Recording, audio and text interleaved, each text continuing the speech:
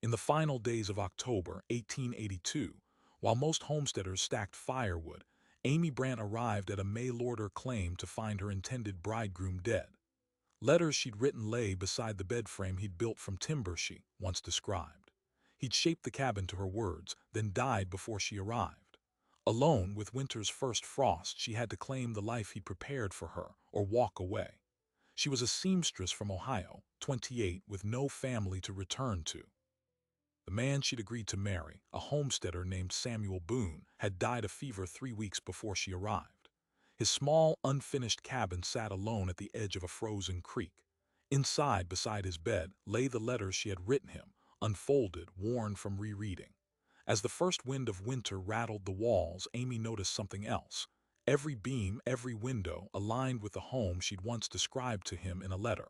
He had built her words into timber. The cabin was not his dream.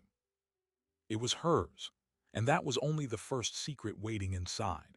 The fabric of the letters still held the faint scent of the paper mill in Columbus where she'd folded them into envelopes months ago while pressing her hope into every word. Samuel Boone had kept them all. Some lay spread across the rough-hewn table as if he'd read them the morning he fell ill. Others had been tucked beneath his pillow, the paper softened from his fingers tracing her sentences over and over again. Amy recognized her own handwriting from a time before loss had tattooed itself behind her eyes. Each letter described a house she had only imagined, a home she'd sketched in ink, wide east windows to catch the earliest sunrise, a hearth deep enough to cook a full stew, an upper loft where children might sleep while icy wind rattled the shutters below. She had written it all as a daydream, never believing anyone would actually build it. Yet here it stood, though unfinished, the walls of split pine already cut to match the dimensions she'd scrawled absent-mindedly on a scrap of paper mailed 2 years earlier. The window openings faced exactly east. The stone hearth foundation matched her sketch in proportional detail. Samuel Boone had been a man of few words in his letters, but his hands had been eloquent. Now those hands were still, buried under a fresh mound of frozen dirt behind the cabin, while the prairie wind whispered through gaps in the roof. Amy had been born in Zanesville, Ohio, the daughter of a wallpaper hanger who died of pneumonia when she was 12, and a mother who wasted away from grief 5 years later. By 18, she had no kin. She stitched bridal gowns for other women, watched them walk out into the sunlit square on the arms of their new husbands, and she returned alone to the boarding house on Elm Street. The mail-order advertisement had arrived folded inside the lining of a second-hand catalog left on her workbench. A man named Samuel Boone, age 33, of good health and sober habits, sought a wife of practical skills and honest heart. The ink was smudged. She almost threw it away. Instead, she wrote back. Their correspondence lasted 18 months.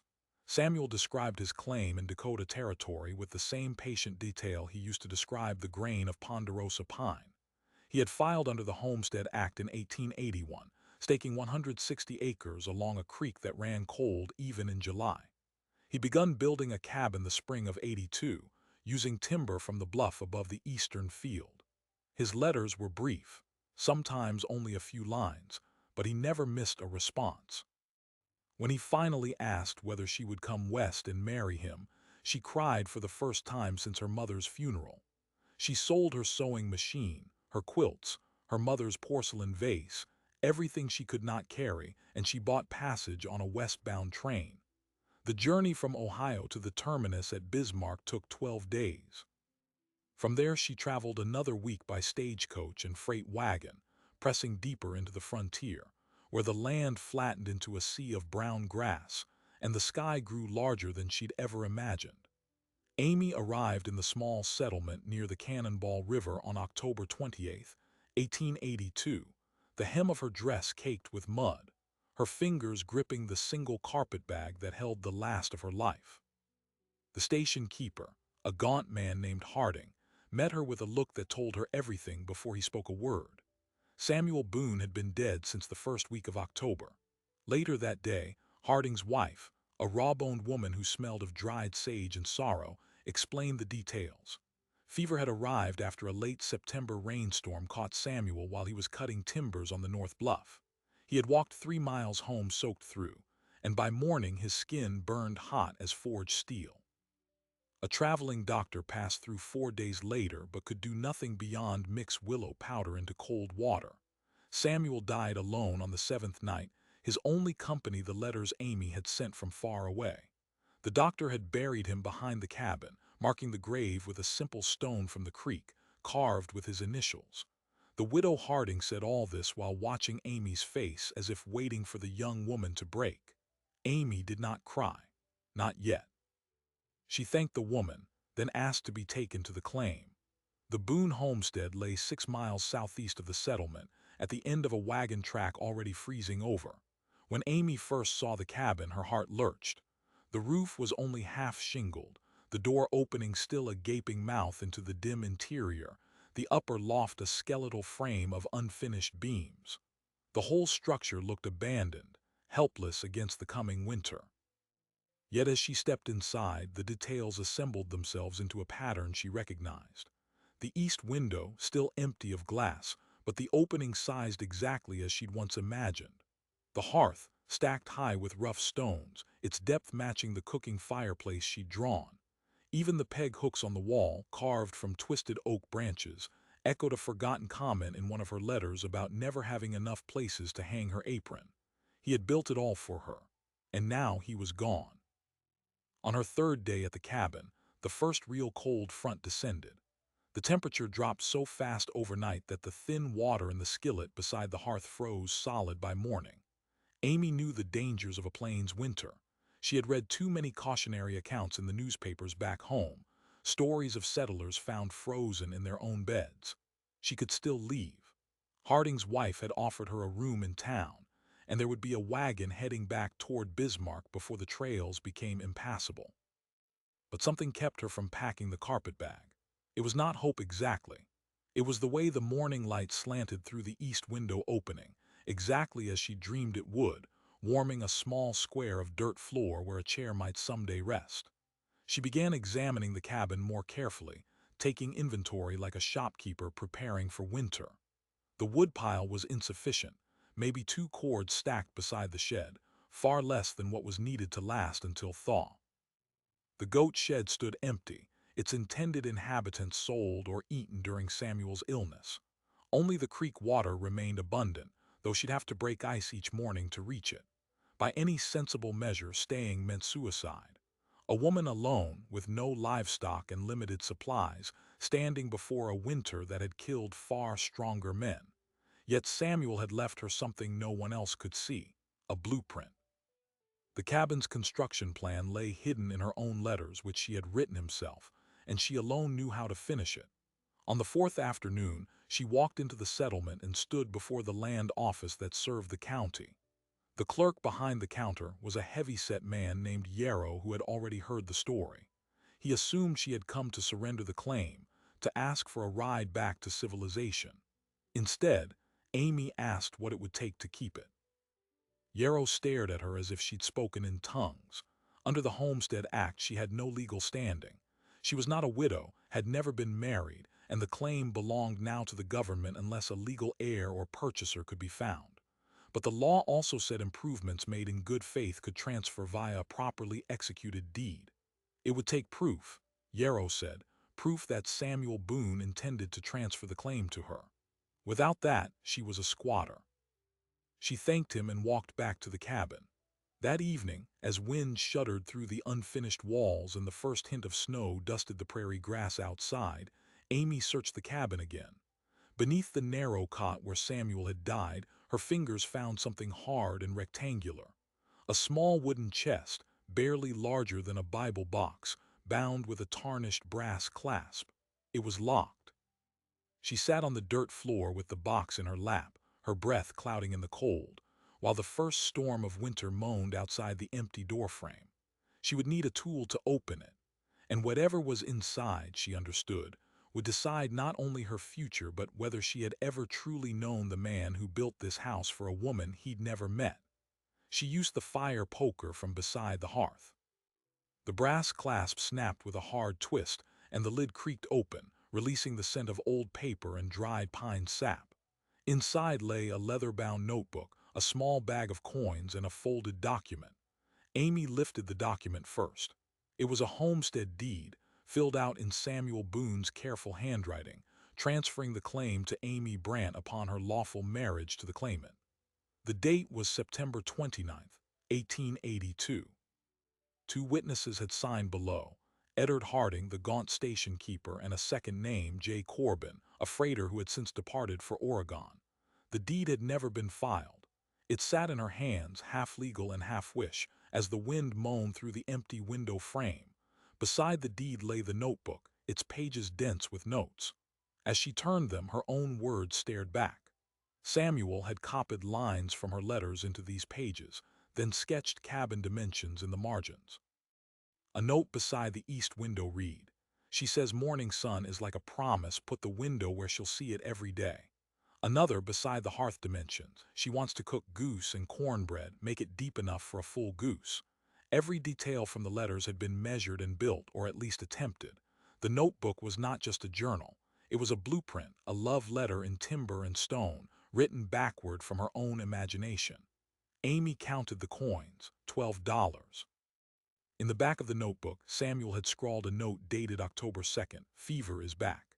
If I don't make the filing office, Harding knows where the chest is. Give her the land. She can file as homesteader in her own name under the Preemption Act if she has the nerve. The fee is $10. The rest is for winter flour. I've done what I can." The words blurred. She closed the notebook and sat in the cold silence, the truth settling around her shoulders like a wool shawl. He had known he might die. He had prepared a path for her to keep the claim, not as his widow, but as herself. That afternoon, Amy walked back to the settlement with the deed and the notebook, her boots breaking through the first crust of ice on the trail. In the land office, Yarrow read the unsigned deed and Samuel's final note, then removed his spectacles and rubbed his eyes.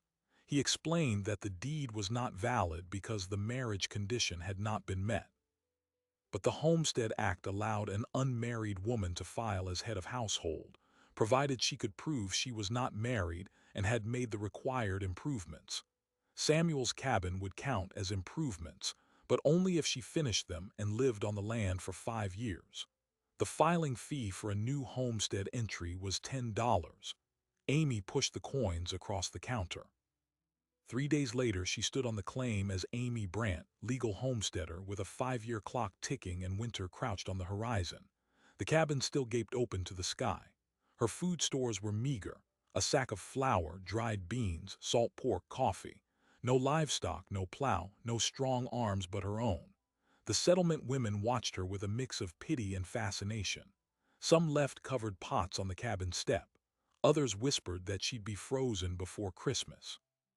Harlan Webb rode by on the first Monday after filing. He was a thick-shouldered man who had known Samuel from the day Boone first broke ground. He leaned on his saddle horn and looked at the half-built roof.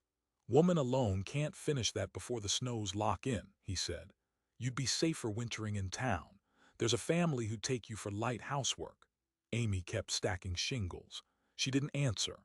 Harlan spat into the frozen grass and rode off.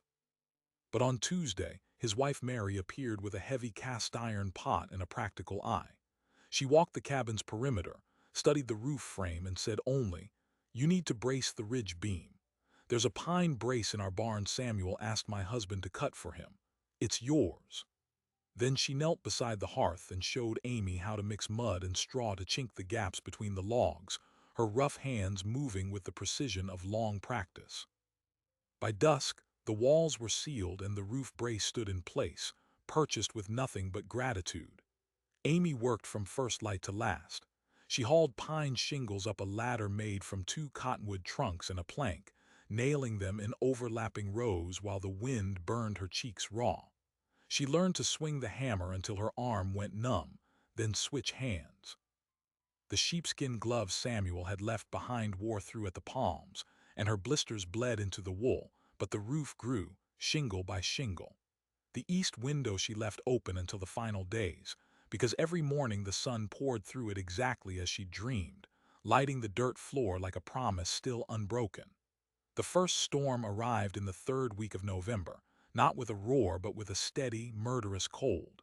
Amy had just finished the roof. As snow began to thicken against the new shingles, she built her first real fire in the deep hearth. Smoke billowed into the room instead of rising up the chimney. Her eyes stung. The draft was wrong. She scrambled onto the roof in the gathering darkness, snow stinging her face, and saw the problem. A bird's nest had plugged the chimney mouth during the weeks before she arrived. She clawed it out with her bare fingers, coughing through the soot that blew back into her face. When she returned inside, the fire burned clean and hot. That night, she slept beside the hearth, wrapped in Samuel's old coat, while the wind hurled itself against the solid walls and found no entrance. A week later, the legal challenge came. A man named Silas Purdy strode into the land office while Amy was purchasing a sack of oats. He was a narrow-faced speculator who had been buying up forfeited claims across the basin. He carried a crumpled paper, a bill of sale, he claimed, for the timber rights to the Boone claim, signed by Samuel Boone on September 25, 1882. Purdy demanded that Amy either pay him $40 or vacate the claim so he could file on the timber himself. The sum was absurd, more than the entire winter's provisions would cost. Yarrow examined the bill of sale, frowned, and said he would have to investigate. Amy felt the floor tilt beneath her. That evening, she returned to the chest. She had not yet removed all of its contents. Beneath the notebook and the deed, she found a small bundle of letters tied with twine. Among them was a desperate note from Samuel to a man named Corbin, the witness, describing Purdy's attempt to coerce him into selling the timber rights weeks before his illness. Samuel had refused. The bill of sale, Samuel wrote, was a forgery, and he had intended to expose Purdy but fell too ill to follow through. He had given the evidence to Harding for safekeeping, but Harding had apparently forgotten. Amy's hands trembled as she read. Now she had not just the truth, but the weapon to fight back. In the morning, she walked into Yarrow's office and presented the letter. Yarrow called Harding, who remembered receiving a sealed envelope but had misplaced it in his desk. They found it behind a stack of survey maps. Inside was a sworn statement from Samuel Boone, witnessed by both Harding and Corbin, declaring any bill of sale bearing his name after September 25th to be void. Silas Purdy left town that afternoon on the eastbound stage. The timber, the cabin, the claim, everything was securely hers. But the confrontation had cost her a day of preparations, and winter was no longer at the doorstep. It had crossed the threshold. On the first day of December, the sky turned a flat, bruised gray, and the temperature dropped so low that the creek froze solid a foot from the bank. Amy spent 3 hours breaking through with an axe to reach water, then carried the pails back through driving snow that had already buried the path. Inside the cabin, the fire's warmth barely reached the corners. Frost grew on the nails of the door hinges. That night she boiled a handful of beans, ate them with a hard biscuit, and sat in the flickering lantern light staring at the closed chest. Something was still inside it. She had glimpsed a false bottom when she removed the letters. She had not opened it yet. Now, with the blizzard's full force bearing down and the thin walls groaning around her, she drew the chest into her lap once more and pressed against the wooden panel beneath where the papers had lain. It shifted. There was a final letter hidden there, unopened since the day Samuel had sealed it weeks before his death. Amy slid her nail under the flap, and the wind outside gave a sudden, savage howl as if warning her away. She broke the wax seal. The paper inside was not a letter, not the kind she expected. Folded tightly, stiff from cold, lay a legal document. A warranty deed dated March the 4th, 1881, just one day after her first reply to his proposal reached him. Samuel Boone had signed over the entire 160 acres of his claim to Amy Brant, unmarried woman, as her sole and separate property, effective immediately upon notarization in Bismarck. The county seal was pressed into the margin. The ink had faded slightly from being hidden so long, but the law in that ink was still alive. He had paid the transfer tax himself, 12 cents per acre. The land was already hers. It had been hers from the moment she said yes. Beside the deed lay a short note written in the same careful hand. I knew my lungs were weak before you ever wrote back. The doctor in St. Louis told me I might not see 40. When you said you would come, I wanted you to have something that no one could take away. Not the weather, not the government, not anyone who thinks a woman alone is a woman without rights. The cabin is yours to finish if you choose. I only wish I could have seen you unlock the door with your own key. Amy read it twice. The wind outside rose to a shriek, and the lantern flame staggered. But she did not cry anymore. The tears had burned off in the heat of an old anger that she hadn't realized she'd been carrying. All those weeks, from Ohio to Dakota, she had believed she was chasing a gamble. Instead, she had been walking towards something that was already hers. The blizzard that had been gathering over the Cannonball River Hollow was not an ordinary storm. It was the kind the older settlers called a ground whitener, a storm so thick with dry snow that the world shrinks to the length of your arm. By midnight, Amy could no longer see the tree line even through the window opening, which she had covered with a piece of oilcloth nailed tight. She fed the fire until the stones of the hearth glowed faintly red, but the warmth died before it reached the corners. The walls had held, but the cold crept through the floor. She counted her supply of wood inside the cabin, 7 split logs, maybe enough for 2 more days if she burned them sparingly. The large pile outside, stacked beside the goat shed, was already burying under drifts that climbed the walls faster than any shovel could clear. She knew if she did not bring more wood inside before morning, the fire would fail. And if the fire failed, the cabin became a coffin. She had no horse, no son, no husband to take the risk. But she had the rope that Samuel had bought for hauling timber, still coiled near the door. The same rope he had used to drag the ridge beam into place. She tied one end to the iron bolt of the door frame, the other around her waist, like a lifeline. Then she pushed the door open against a wall of moving white. The cold hit her like a blow to the sternum. She couldn't see the woodpile. She couldn't see the goat shed. Only the rope behind her gave any sense of direction. She moved one step at a time, kicking through snow that had already compacted into dense, crusted layers. Her boots filled with cold powder. Her fingers grew thick inside the gloves, then numb. Somewhere in the roaring white, she lost track of the distance. She turned too far left, slipped on a hidden piece of firewood, and went down hard.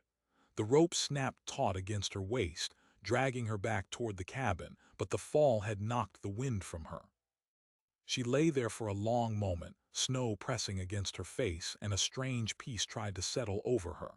Then she thought of the deed, the paper she had tucked inside her dress, against her heart, as if the law itself could warm her. She remembered his words, "You were never a bride-to-be waiting for a home." He had believed in her before she had learned to believe in herself. She would not let the winter take what he had given. She clawed back to her feet, followed the rope to the woodpile by touch, and hauled 3 heavy logs into her chest. She staggered back along the lifeline, beat the snow from the door, and dropped the wood inside. Then she did it again. 4 more trips, each one more exhausting than the last. By the final journey, her eyelashes had frozen together and her hands refused to open. She kicked the last load inside, collapsed onto the packed dirt floor, and the fire dropped to embers before she could feed it. But she fed it, and the fire rose again. For 2 full days, the storm sealed the world away.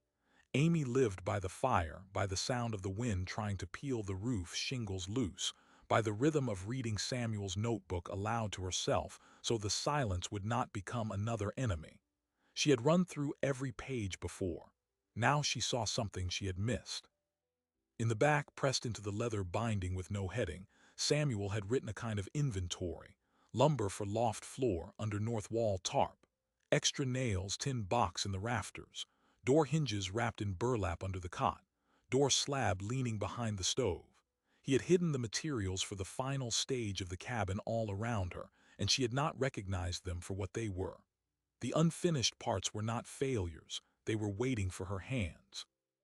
Late on the 3rd night, the blizzard finally began to weaken. The gusts eased from a continuous roar to a low, wounded moan. Amy pulled the door open and looked out onto a transformed landscape. The drift wall rose above the lower edge of the roof, a solid white ramp that curved around the cabin like a protective bowl. The woodpile had vanished beneath it, but the cabin itself stood in a pocket of strangely quiet air.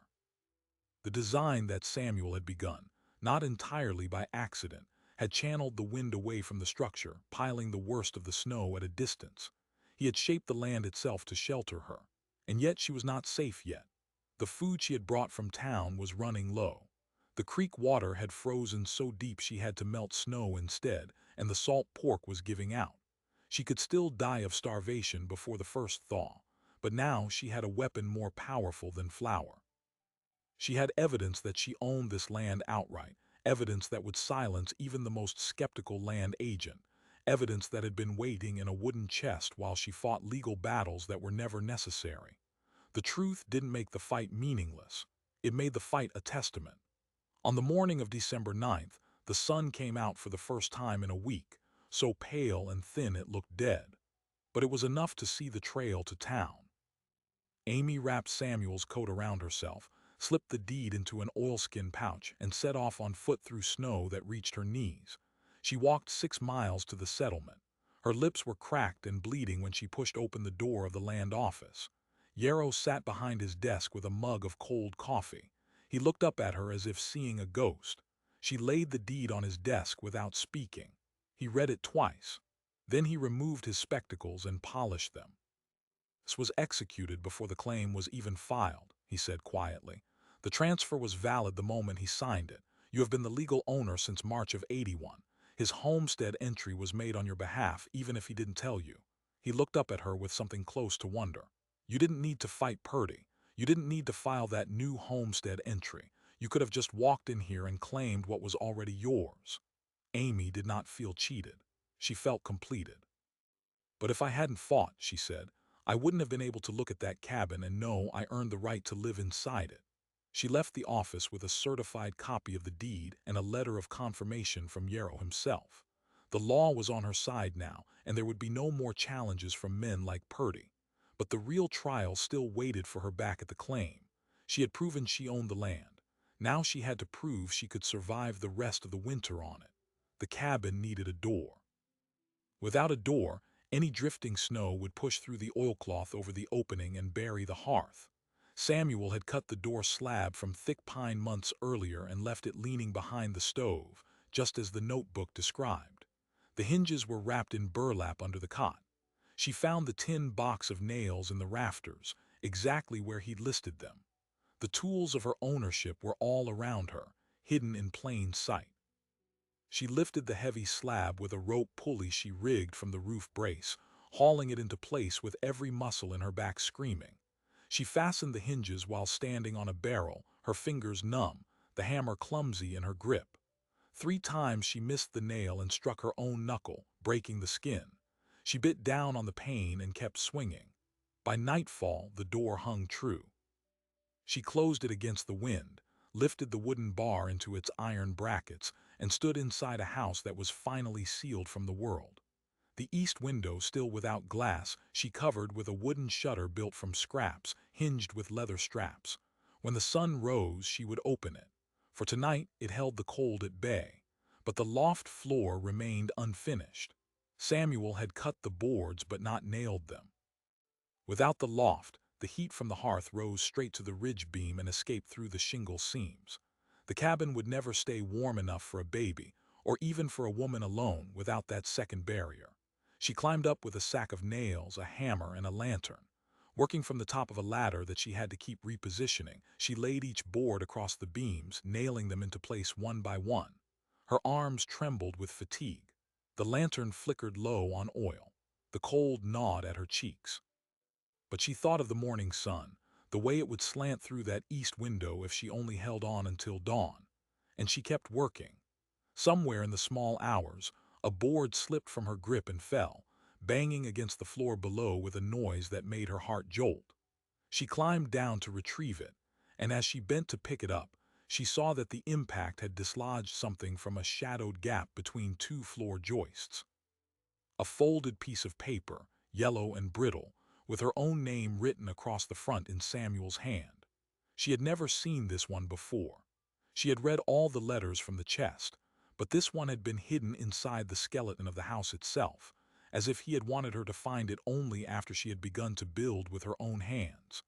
She unfolded it under the dying lantern light, and the words blurred because her eyes kept filling. Amy, if you are reading this, you have already done what I prayed you would do. You stayed. You built. You survived. The deed was the first gift. This house is the second. But the greatest thing I ever did was simply to listen when you talked about a place you had only dreamed of. You told me what color the sunrise should be, and I cut the window facing east. You wanted a hearth deep enough for a full goose, and I laid the stones.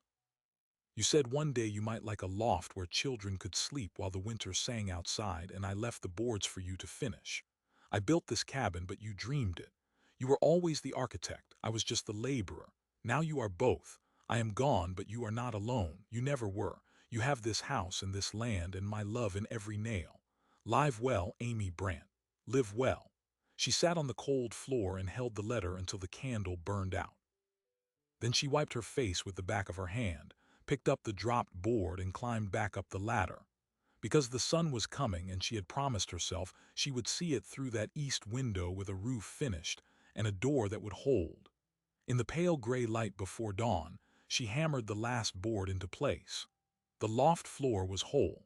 She descended, opened the shutter over the eastern opening, and watched the first thin line of orange creep across the prairie. Wind, weaker now, passed around the cabin and the drift wall without striking the walls directly.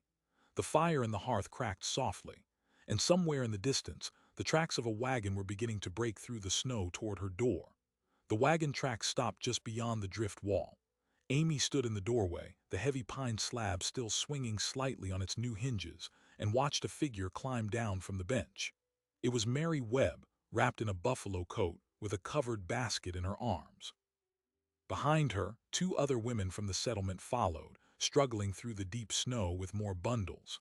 They had come 6 miles in the bitter cold, not because anyone had asked them, but because word had spread that Amy Brant was still alive.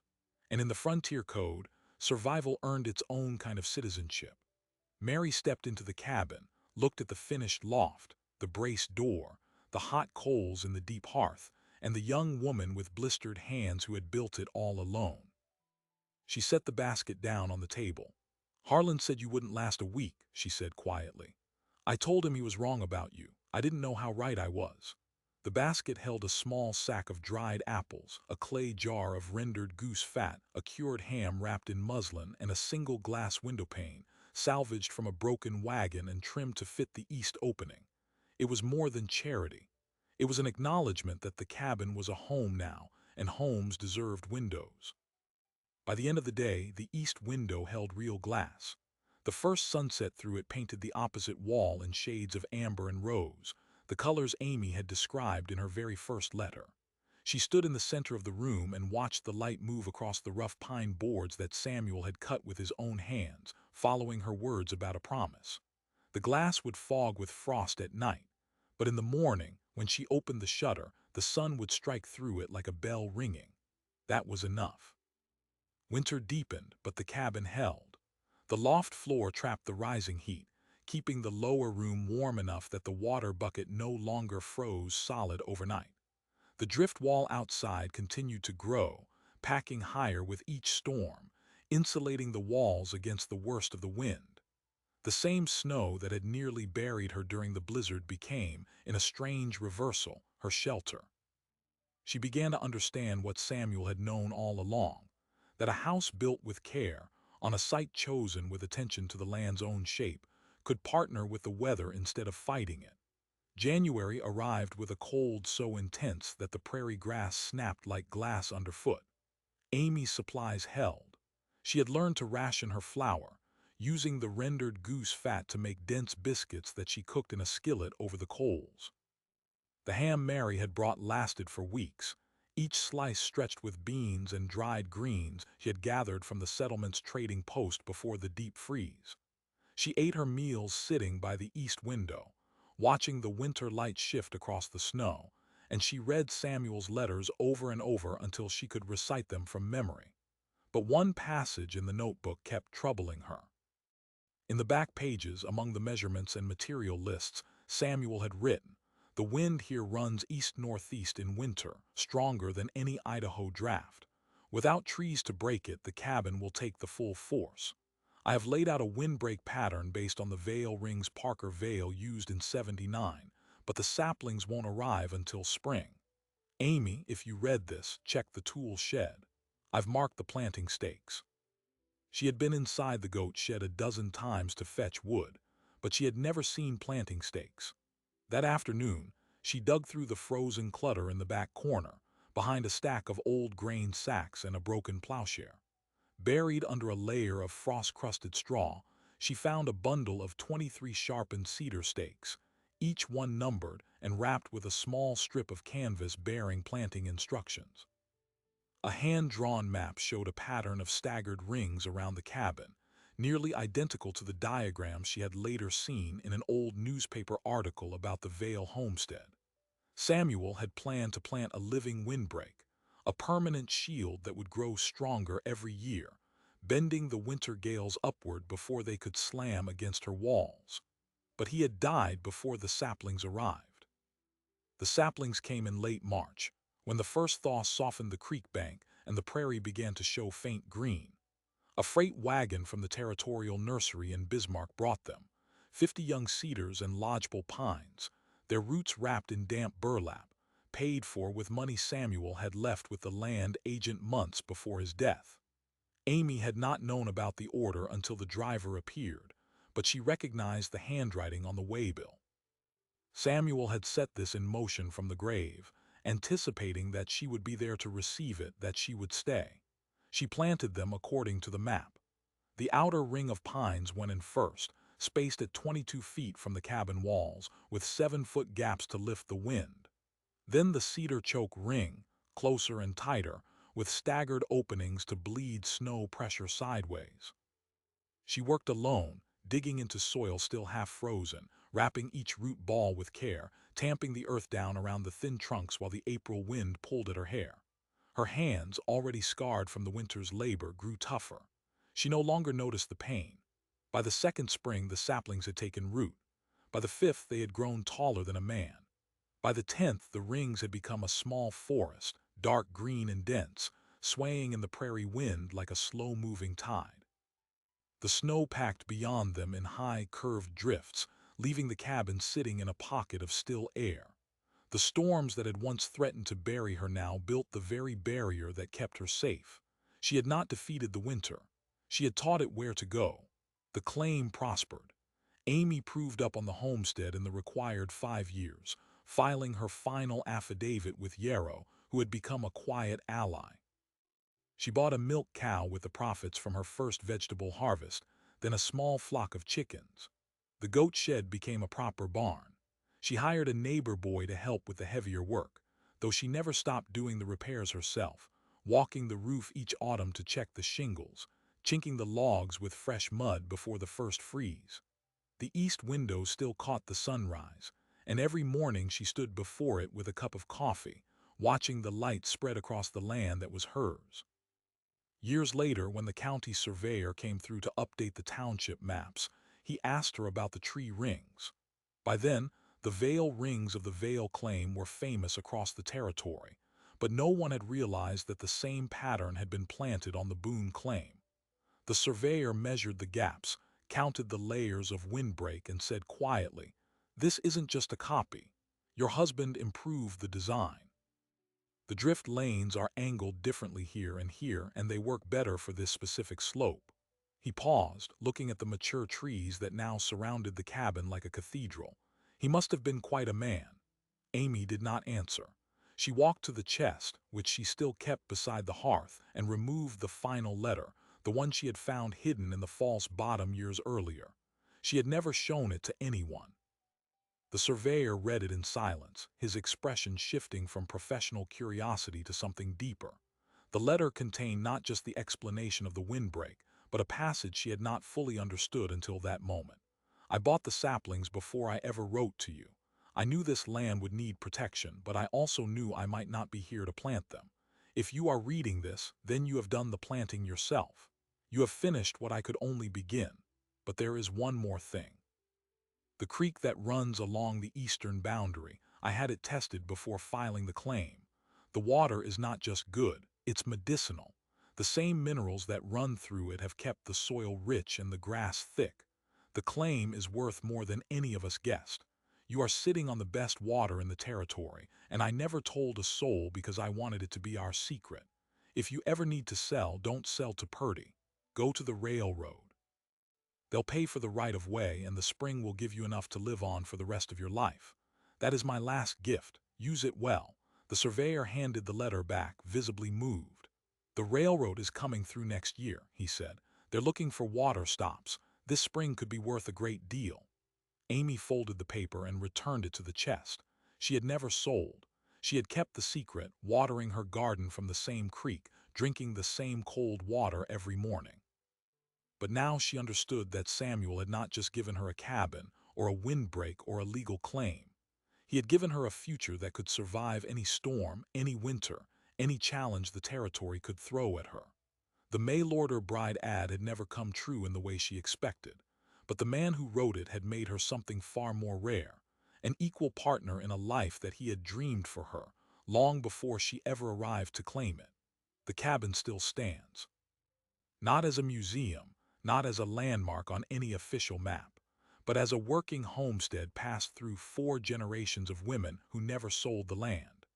The cedar rings have grown into a small forest now, so thick that the winter wind loses its voice before it reaches the walls. The east window still catches the sunrise, and every woman who has lived inside that house has stood before it at dawn, holding a cup of coffee, watching the light spread across the same prairie that Amy Brandt first saw in October of 1882. The story might have ended there, a quiet frontier inheritance. But here is what the land records don't tell you. Every single owner of that claim, from Amy to her great-granddaughter, has been a woman. No law required it. No deed restricted it. It simply happened, as if the land itself remembered whose hands first finished the roof. The mail-order bride advertisements of the late 19th century promised women a home, a husband, a predetermined future. They rarely promised autonomy. They almost never promised ownership. But Amy Brandt received something that transcended the bargain she thought she was making. Samuel Boone did not merely choose a wife from a catalog. He chose a partner, and he prepared for her arrival with a meticulousness that bordered on prophecy. He built the house to her words. He deeded her the land before she ever stepped onto it. He planted trees that would protect her long after he was gone.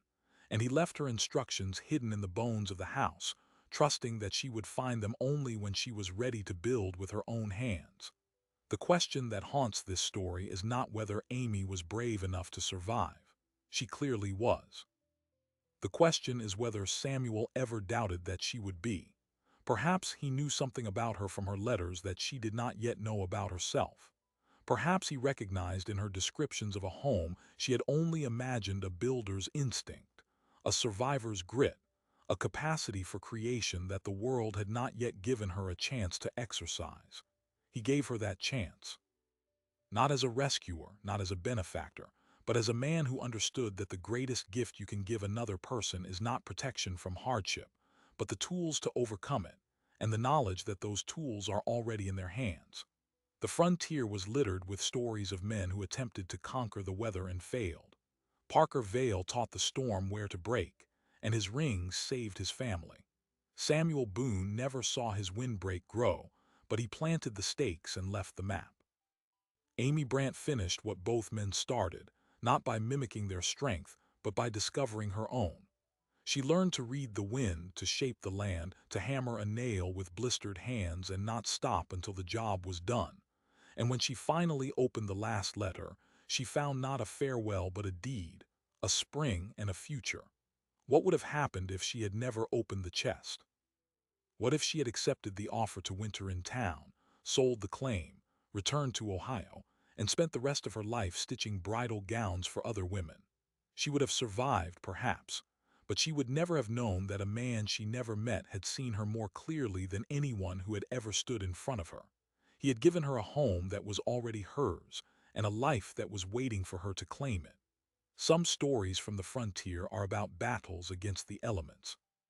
This one is about a collaboration with the future. Amy Brandt did not merely endure the winter. She took the materials that had been left for her, the wood and the nails and the words, and she built a world in which she was not a bride who arrived too late, but a founder who arrived exactly on time. Her name appears on the original patent, signed by the president in 1887. It is the only patent in that township registered to an unmarried woman. The handwriting on the document is not Samuel Boone's. It is hers. Subscribe now to witness more stories of visionaries who defied the frontier, not with weapons, but with foresight, resilience, and an unshakable belief in those they loved. What would you have done if you had found that cabin, that chest, and that final letter? Would you have stayed, or would you have walked away? Tell us in the comments below. Until next time, keep looking for the doors that were built for you before you ever knew you needed them.